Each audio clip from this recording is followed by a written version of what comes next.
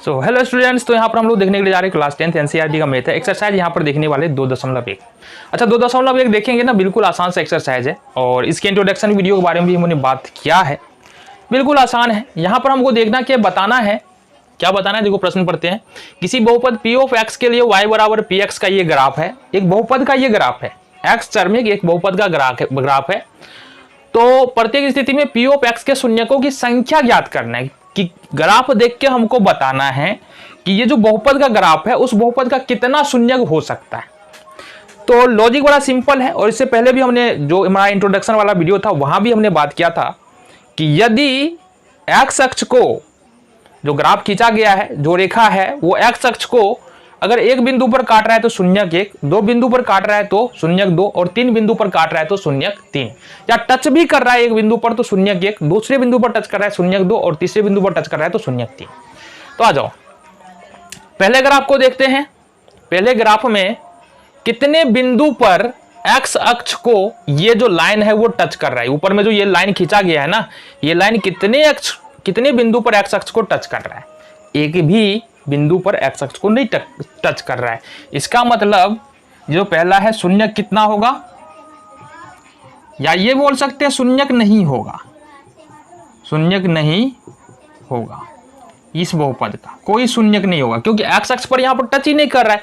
जब टच नहीं होगा तो क्या होगा, शून्यक होगा ही नहीं। दूसरे प्रश्न में देखते हैं।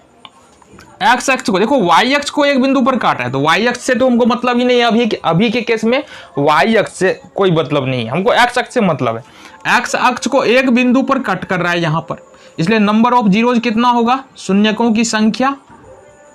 शून्यकों की संख्या ये कितना हो जाएगा, ये हो जाएगा तुम्हारा कितना, 1।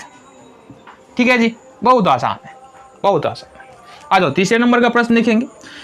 यहां पर तीसरे नंबर के प्रश्न में देखो थोड़ा सा अटपटा ग्राफ है, लेकिन समझो बात को। एक्स अक्ष को पहला बिंदु यहां पर काट रहा है, देन दूसरा बिंदु यहां पर काट रहा है और तीसरा बिंदु यहां पर काट रहा है। मतलब नंबर ऑफ जीरोज यानी कि शून्यकों की संख्या कितना होगा, शून्यकों की संख्या यहां पर देखेंगे तो वो हो जाएगा 3।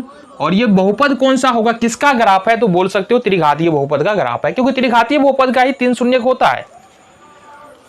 आ जाओ जी, यहां पर देखेंगे एक्स अक्ष को एक बिंदु यहां पर काट रहा है, फिर दूसरे बिंदु पर भी काट रहा है। मतलब यहां पर देखेंगे शून्यकों की संख्या कितना होगा, 2 बिंदु पर काट रहा है मतलब शून्यकों की संख्या यहां पर कितना हो जाएगा, 2।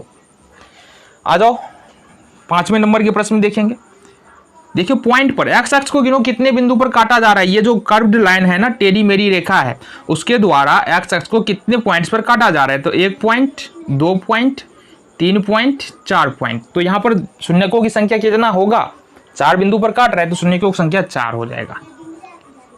शून्यकों की संख्या कितना हो जाएगा, ये 4। आ जाओ यहाँ पर देखते हैं, गिनो।